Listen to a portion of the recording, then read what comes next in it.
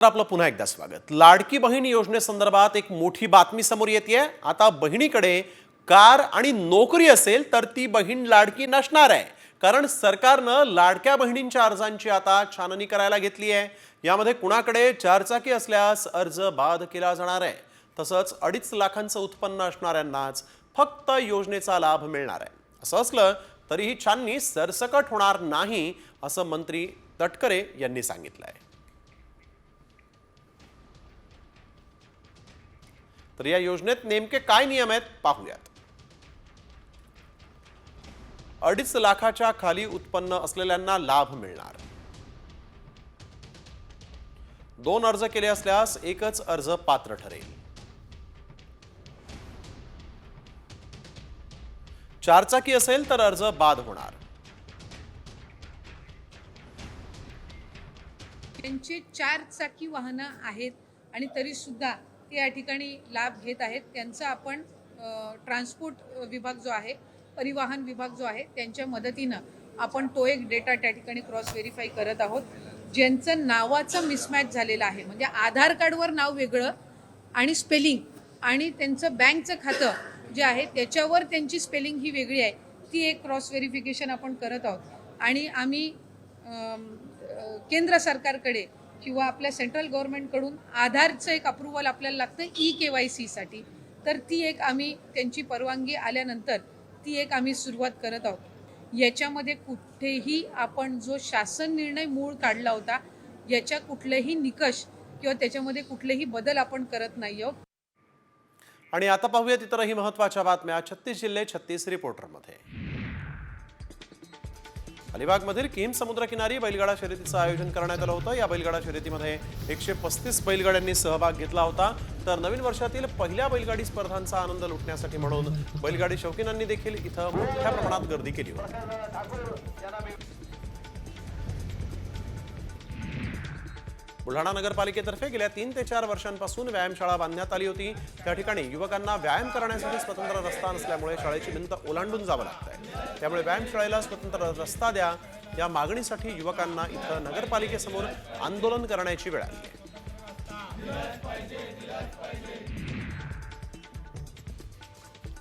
पुण्यातून चतुर्थीनिमित्त अष्टविनायक दर्शनासाठी एसटीची विशेष बस सेवा सुरू करण्यात आलेली आहे। शिवाजीनगर पिंपरी चिंचवड आगारामधून अष्टविनायक दर्शनाकरिता विशेष बस सोडण्यात येणार आहे।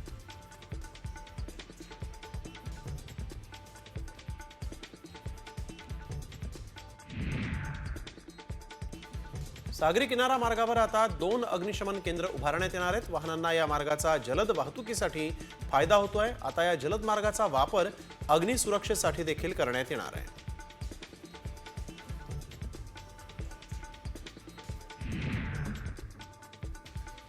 2024 मध्ये नाशिकमधून विमानानं प्रवास करणाऱ्यांच्या संख्येत मोठी वाढ झाली आहे। 2023च्या तुलनेत 85,000 ही संख्या वाढलेली आहे। तब्बल 3 लाख प्रवाशांनी नाशिकमधून विविध ठिकाणी विमान प्रवास केला आहे।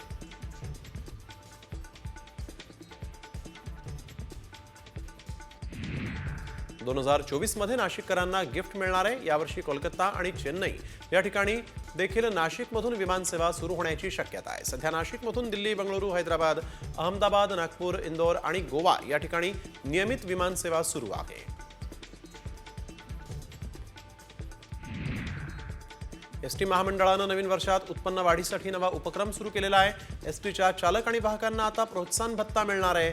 31 जानेवारीपर्यंत प्रायोगिक तत्वावर हा प्रोत्साहन भत्ता देण्यात येईल। वाढीव उत्पन्न आणलं तर त्यापैकी 20% रकमेचा भत्ता रोखीनं देण्यात येणार आहे। केरळच्या कन्नूरमध्ये स्कूल बसचा भीषण अपघात झालेला आहे। पुलावरून उतरताना स्कूल बस उलटली, यामध्ये एका विद्यार्थिनीचा मृत्यू झाला, तर 14 विद्यार्थी जखमी झालेले आहेत। चालकाचं नियंत्रण सुटल्यामुळे बसचा अपघात झाला। पुण्यातील एरवड्यामध्ये भरधाव वाहनाने एका जोडप्याला उडवलेला आहे। या भीषण अपघातात पतीचा जागेवरच मृत्यू झालाय, तर पत्नी गंभीर जखमी आहे। पोलीस पुढील तपास करतायत। मुंबईमध्ये लोकलमध्ये पडून तरुणाचा मृत्यू झालेला आहे। वडाळा रेल्वे स्टेशनजवळ ही घटना घडली। मोहन घोलप असं या 24 वर्षीय मृत तरुणाचं नाव आहे। कॉटन ग्रीन इथून कामावरून परतत असताना रुळावरील खांबाला धडकून या तरुणाचा दुर्दैवी मृत्यू झाला। लातूरमध्ये स्कूल बसचा अपघात झालेला आहे, त्यामध्ये 4 विद्यार्थी गंभीर जखमी झाले आहेत. लातूर नांदेड महामार्गावरच्या कोळपापाटी इथं हा अपघात झाला. जखमी मुलांवर लातूरमध्ये उपचार सुरू आहेत. जळगावच्या पाळधीत 2 गटात राडा झाला. या प्रकरणी आता पोलिसांनी अनेक सीसीटीव्ही फुटेज जमा केलेले आहेत. हे फुटेज बघून जाळपोळ करणाऱ्यांचा शोध पोलीस घेत आहेत.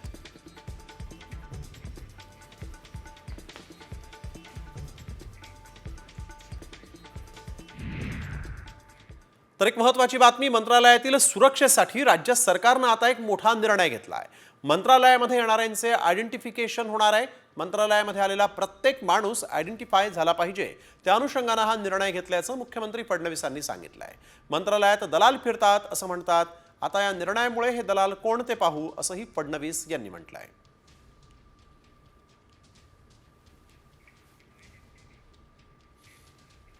एक नीट सुरक्षा सिस्टीम मंत्रालयाची आम्ही तयार करतो, ज्याच्यामध्ये प्रत्येकाला आपलं रजिस्ट्रेशन करावं लागेल. ते त्यांना ऑनलाईनही करता येईल, इथे येऊन करण्याची आवश्यकता नाही आहे. आणि त्यातनं त्यांना पास जनरेट होईल. तो पास घेऊनच त्यांना आत येता येईल. जाताना तो पास त्यांना वापस करावा लागेल. त्यामुळे कोण व्यक्ती किती वेळ कुठे आहे, म्हणजे बरेच वेळा लोक असं म्हणतात की मंत्रालयामध्ये दलाल फिरतात. तर अशा प्रकारचे कोणी आहेत का जे रोज येतात आणि इथेच थांबतात, याची माहिती ही या माध्यमातून निश्चितपणे मिळणार आहे. उल्वे सेक्टर 5 मधील एका हॉटेलला सकाळी आग लागल्याची घटना समोर आली आहे. या आगीमध्ये हॉटेलसह बाजूची 2 दुकानं जळून खाक झाली. अग्निशमन दलानं शर्थीचे प्रयत्न करत ही आग विझवली. बुलढाण्याच्या सिंदखेड लपाली गावात वृक्ष आच्छादनासाठी मागवलेल्या 7 टन गवताला आग लागल्याचा प्रकार समोर आलाय. अज्ञात व्यक्तीनं ही आग लावली. ग्रामस्थांकडून त्याचा आता शोध घेतला जातोय. ठाण्यातल्या घोडबंदर रोडवर गायीचे 5 वासरू मृतावस्थेत आढळले. पशुवैद्यकीय विभागाकडून पुढील तपास सुरू आहे. 5 वासरू मृतावस्थेत का आढळले याचा आता शोध घेतला जातोय. मालवणमधल्या समुद्रात एक वेगळंच दृश्य पाहायला मिळालं. एक डॉल्फिन मृत डॉल्फिनच्या पिलाला जिवंत करण्याचा प्रयत्न करत असल्याचं पाहायला मिळालेलं आहे. कवडा रॉक जवळ हे दृश्य पर्यटकांनी आपल्या कॅमेऱ्यात कैद केलं.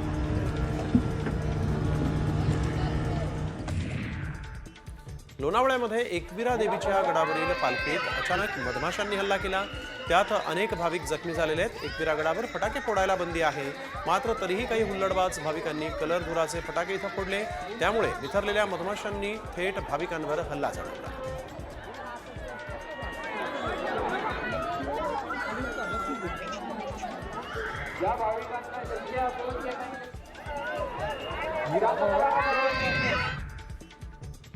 खारघर सेक्टर 16 मधील खाडीलगत असणाऱ्या वास्तुविहार सोसायटीच्या शौचालयात कोल्हा लपून बसल्याची धक्कादायक घटना घडलेली आहे. वन विभागाला याची माहिती मिळताच या कोल्ह्याला जेरबंद करत पनवेलमधील जंगलात सोडून देण्यात आलं. त्यामुळे नागरिकांनी पुन्हा सुटकेचा निश्वास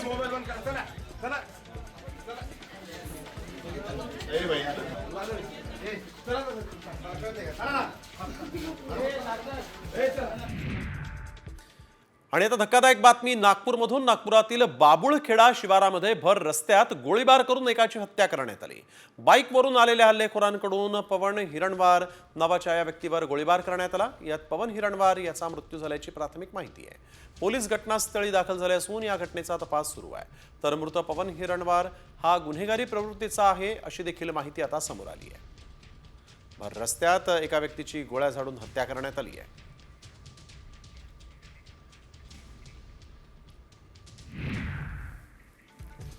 राज्यात पुढच्या 4 दिवसात थंडीचा जोर वाढणार आहे. येत्या काही दिवसांमध्ये किमान तापमानाचा पारा 15 अंशांहून खाली येण्याची शक्यता आहे. पुढच्या 24 तासांमध्ये राज्यातल्या तापमानात चढ उतार अपेक्षित आहे. कोकण किनारपट्टीवर याचा परिणाम दिसणार आहे. हवामान विभागानं हा अंदाज वर्तवलेला आहे.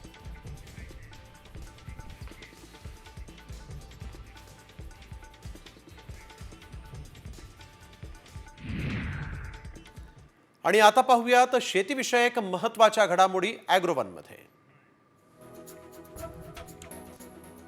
शहरातील मुख्य बाजारपेठ संक्रांतीसाठी सज्ज होताना दिसतेय. याच निमित्तानं बाजारात तिळाला मोठी मागणी आहे. पावसामुळे तिळाचं पीक चांगलं आल्यामुळे भाव सुद्धा सामान्यांना परवडणारे असून संक्रांत गोड होईल अशी प्रतिक्रिया व्यापाऱ्यांकडून आता व्यक्त होतीये. यवतमाळमधील भाजी मंडईत टोमॅटो आणि वांग्याला 40 पैसे दर मिळतो आहे, त्यामुळे शेतकऱ्यावर भाजीपाला फेकून देण्याची वेळ आली आहे. टोमॅटो आणि वांगी विक्रीतून उत्पादन खर्चही निघत नाही आहे, त्यामुळे शेतकरी आर्थिक अडचणीत सापडलेले आहेत.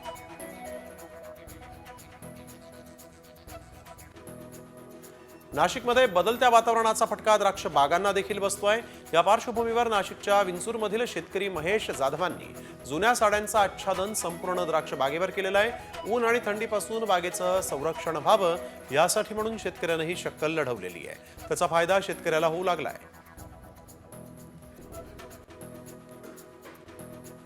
तुळजापूर तालुक्यात ढगाळ वातावरण आणि करप्या रोगासह वीज पुरवठा सुरळीत नसल्यामुळे 1 एकर क्षेत्रावरील मिरचीला मोठा फटका बसलाय. औषधांच्या फवारण्या करून देखील कोणताही परिणाम होत नाही, त्यामुळे शासनानं लक्ष द्यावं अशी मागणी आता शेतकऱ्यांनी केली आहे. धाराशिव येथील सरकारी सोयाबीन हमीभाव खरेदी केंद्र 12 दिवसांपासून बंद आहे, त्यामुळे शेतकरी केवळ हमीभाव केंद्रावर हेलपाटे मारून बेजार झाले आहेत. त्यामुळे लवकरात लवकर बारदाना उपलब्ध करून देण्याची मागणी आता शेतकऱ्यांनी केली आहे. वाशिम बाजार समितीमध्ये तुरीला प्रति क्विंटल 7,000 ते 7,500 दर मिळाला आहे. गेल्या महिन्याच्या तुलनेत तुरीच्या दरात जवळपास 2,000 रुपयांची घसरण झाली आणि यामुळे शेतकऱ्यांना आर्थिक फटका बसतोय.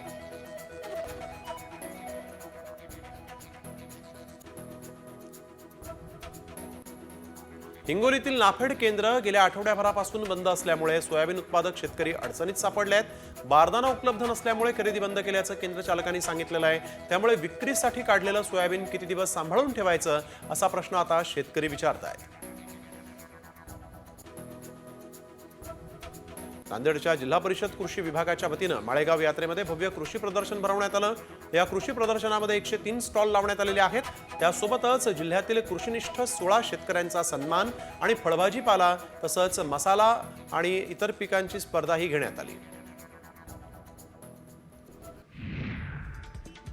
एमपीएससीची 5 जानेवारीला होणारी महाराष्ट्र गट ब सेवा संयुक्त पूर्व परीक्षा 2 फेब्रुवारीला होणार आहे, तर 2 फेब्रुवारीला होणारी महाराष्ट्र गट क सेवा पूर्व परीक्षा ही 4 मेला होणार आहे. वयोमर्यादेमुळे अपात्र ठरलेल्या उमेदवारांना 6 जानेवारीपर्यंत अर्ज करता येतील. 26 जानेवारी निमित्त शालेय शिक्षण विभागानं शाळांना काही सूचना केलेल्या आहेत. ध्वजारोहणानंतर विद्यार्थ्यांनी राष्ट्रगीत गायन, राज्यगीत गायन, भारतीय राज्यघटनेच्या सरनाम्याचं वाचन तसंच शाळेच्या परिसरात प्रभात फेरी काढावी. सोबतच देशभक्तीपर गायन, वाचनासारख्या स्पर्धांचं आयोजन करण्याच्या सूचना करण्यात आलेल्या आहेत. बुलढाण्याच्या जिल्हाधिकाऱ्यांनी चहाच्या टपरीवर कागदी आणि प्लास्टिक कपांवर बंदी घातलेली आहे. असे आदेश जारी केलेत. कप बनवताना त्यात BPA नावाच्या केमिकलचा वापर केला जातो, त्यामुळे या कपमध्ये चहा प्यायल्यास आजाराला निमंत्रण मिळतं असल्याचा दावा यावेळेस करण्यात आला. पुणे विभागातील म्हाडाच्या घरासाठी अर्ज करण्याची मुदत संपलेली आहे. 16,240 घरांसाठी जवळपास 94,000 जणांनी अर्ज केलेला आहे. 28 जानेवारीला सोडतीचा कार्यक्रम होणार आहे. तब्बल 113 कोटींची अनामत रक्कम जमा झालेली आहे. हिंगोलीमध्ये पुन्हा एकदा आरोग्य व्यवस्थेचं दाहक वास्तव दिसतंय. प्राथमिक आरोग्य उपकेंद्राची इमारत मागील 9 वर्षांपासून पडून आहे. परिणामी या भागातील 20,000 नागरिकांना उपचारासाठी 25 किलोमीटरचं अंतर पार करावं लागतंय.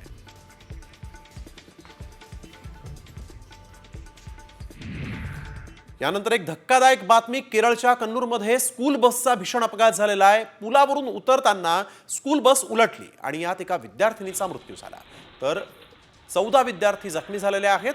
चालकाचं नियंत्रण सुटल्यामुळे बसचा भीषण अपघात झाला.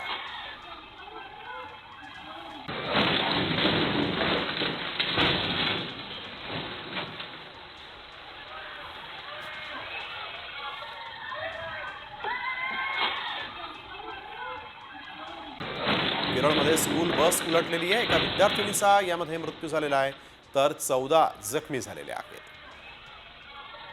केरळमध्ये ही स्कूल बस कशा पद्धतीने उलटली त्याची हे दृश्य.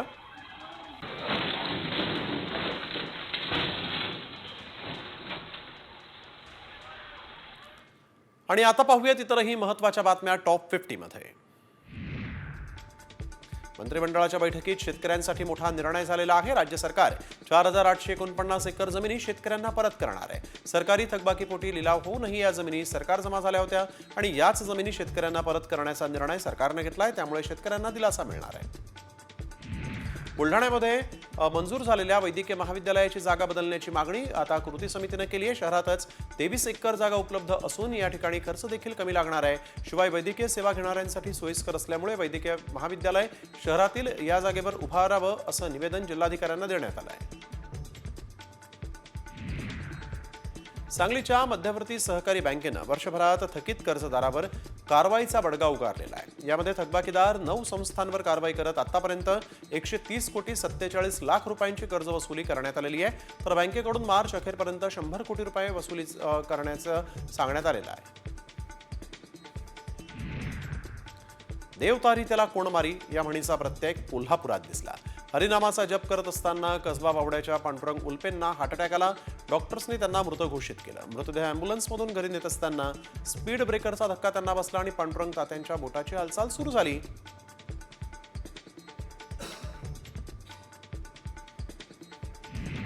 धाराशिवमध्ये मांजा विक्री करणाऱ्या दुकानदारांना नोटीस बजावण्यात आलेली आहे. नायलॉन मांजाच्या वापरामुळे प्राणी, पक्षी आणि माणसांना इजा होते. त्यामुळे पोलीस अधीक्षक संजय जाधव यांनी जनजागृतीसाठी विशेष मोहीम राबवलेली आहे. शिवाजी पार्क मैदानामध्ये शिवराज्याभिषेक सोहळ्याच्या शिल्पाच्या भिंतीलाच मोठं भगदाड पडलेलं आहे. या भगदाडाच्या आत घाणीचं साम्राज्य पसरलंय. मालवणमधील छत्रपती शिवाजी महाराजांचा पुतळा पडल्याची घटना ताजी असताना आता शिवाजी पार्कमधल्या या प्रकारानं शिवप्रेमींनी संताप व्यक्त केला आहे.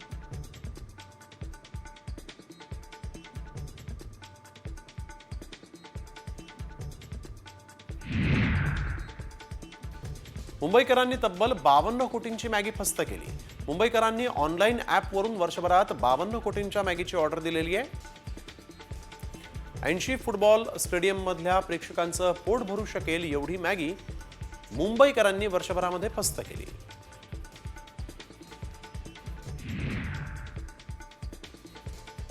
कोल्हापूर जिल्ह्यातील विशाळगडावरील अतिक्रमण हटवावं आणि गडावरील मंदिरं, युद्धाची स्मारकं यांचा जीर्णोद्धार करावा अशी मागणी आता करण्यात आली आहे. विशाळगड रक्षण कृती समितीनं ही मागणी केली आहे. यवतमाळमध्ये पिण्याच्या पाण्यासाठी नागरिकांनी जिल्हा परिषदेत ठिय्या आंदोलन केलेलं आहे. पाणी उपलब्ध करून देऊ असं आश्वासन उपकार्यकारी अधिकाऱ्यांनी दिल्यानंतर हे आंदोलन मागे घेण्यात आलं.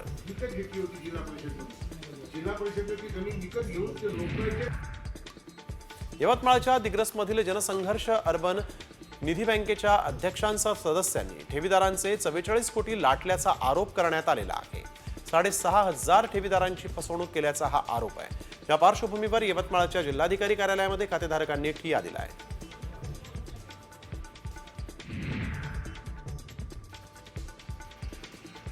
विशाळगडावरील हिंसाचारानंतर कोल्हापूर पोलिसांनी 14 जुलैपासून गडावर संचारबंदी लागू केली होती. तब्बल 5 महिन्यांनंतरही ही संचारबंदी लागूच आहे.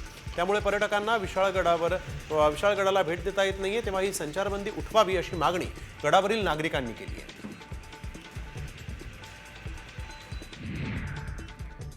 शालेय शिक्षण विभागाने एक मोठा निर्णय घेतलेला आहे. 26 जानेवारीला ध्वजारोहणानंतर शाळेत संविधानाचं वाचन करा अशा सूचना देण्यात आल्या आणि यासोबतच विद्यार्थ्यांकरिता स्वातंत्र्य सेनानी, देशभक्ती, लोकशाही इत्यादी विषयांवर भाषण करण्याची स्पर्धा आयोजित करण्याच्या सूचना शालेय शिक्षण विभागाने दिलेल्या आहेत.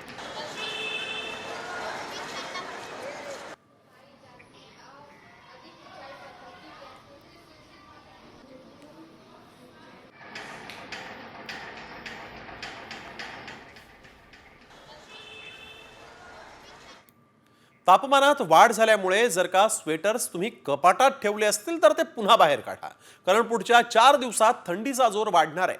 येत्या काही दिवसात किमान तापमानाचा पारा 15 अंशांहून खाली येण्याची शक्यता आहे. पुढच्या 24 तासात राज्यातल्या तापमानात चढ उतार अपेक्षित आहेत. मध्य महाराष्ट्रासह कोकण किनारपट्टीवर याचा परिणाम दिसणार आहे. मुंबई शहर आणि उपनगरामध्ये मात्र किमान तापमानात वाढ नोंदवली जाईल असा अंदाज हवामान विभागानं वर्तवलेला आहे.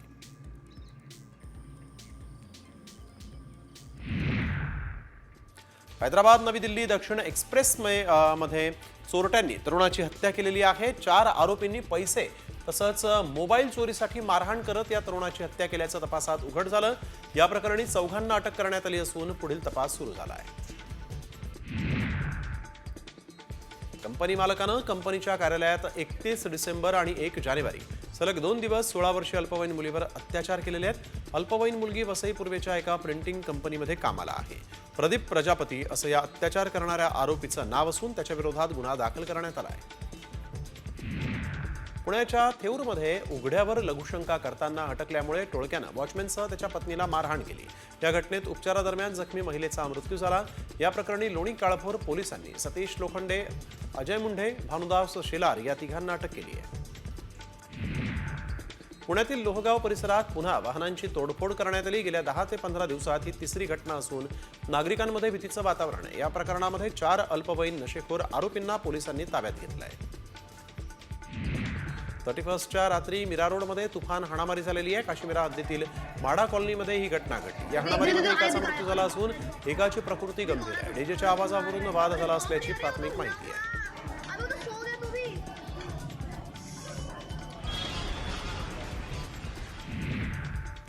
आपल्या मुलीशी बोलतो म्हणून वडिलांनी आणि भावानं मुलीच्या मित्राची हत्या केली. पुण्यातील वाघोली भागामध्ये धक्कादायक प्रकार घडलेला आहे. 17 वर्षीय अल्पवयीन मुलाची लोखंडी रॉड आणि दगडानं ठेचून निर्घुणपणे हत्या करण्यात आली आहे. संभाजीनगरात नवीन वर्षाच्या पहिल्याच दिवशी नशेखोरानं एका तरुणाची हत्या केलेली आहे. किरकोळ कारणावरून त्यानं चाकून भोसकलाय. या घटनेमुळे शहरातील वाढत्या नशेखोरीचा मुद्दा पुन्हा एकदा ऐरणीवर आला आहे.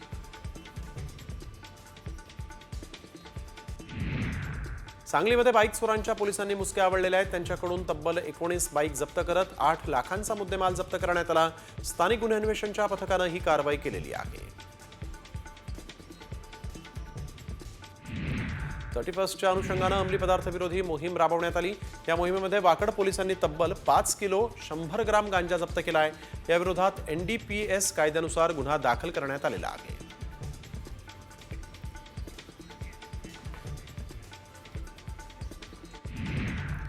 तर बातमी मुंबईतून. वर्सोवा यारी रोड परिसरात पार्किंगच्या वादातून 2 तरुणांना जमावानं बेदम मारहाण केल्याचा प्रकार समोर आला. दुचाकी पार्किंगच्या वादातून 6 ते 8 जणांनी 2 तरुणांना लाथाबुक्क्यांनी बेदम मारहाण केली. पोलिसांनी वेळीच घटनास्थळी पोहोचत परिस्थिती नियंत्रणात आणली. दोन्ही गटांच्या विरोधात वर्सोवा पोलीस ठाण्यात गुन्हा दाखल करण्यात आलेला आहे.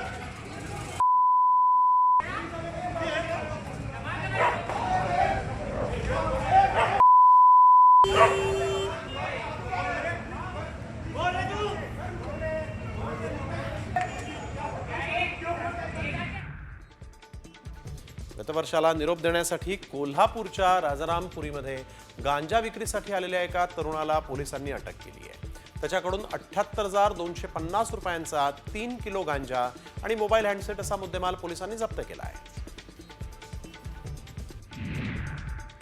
यवतमाळ जिल्ह्यामध्ये 2024 या वर्षात दारूची विक्रमी विक्री झाली. उत्पादन शुल्क विभागाच्या मद्यविक्री तपासणीमधून ही माहिती समोर आलेली आहे. यात 31 लाख लिटर विदेशी दारू तर 91 लाख लिटर देशी दारूची विक्री झाल्याचं समोर आलं आहे.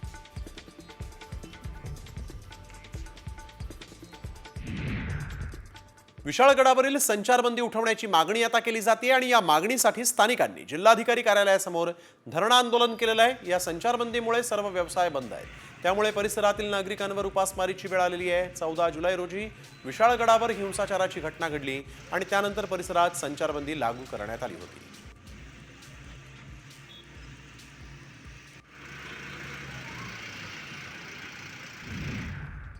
कल्याण लैंगिक अत्याचार आणि हत्या प्रकरणातील आरोपी विशाल गवळी आणि त्याची पत्नी साक्षी गवळीच्या पोलीस कोठडीत वाढ करण्यात आली आहे. आज गवळी दाम्पत्याला कल्याण कोर्टात हजर करण्यात आलं आणि यावेळेस कोर्टानं दोघांना 2 दिवसांची पोलीस कोठडी सुनावली आहे. बुलढाण्याच्या मेहकर तालुक्यात कळंबेश्वर गावात महिला सरपंचाच्या पतीवर प्राणघातक हल्ला करण्यात आला. अवैध धंदे बंद केल्याच्या रागातून 5 गावगुंडांनी हा हल्ला केला. तुझा मस्साजोगचा सरपंच करू अशी धमकी हल्लेखोरांनी दिलेली आहे.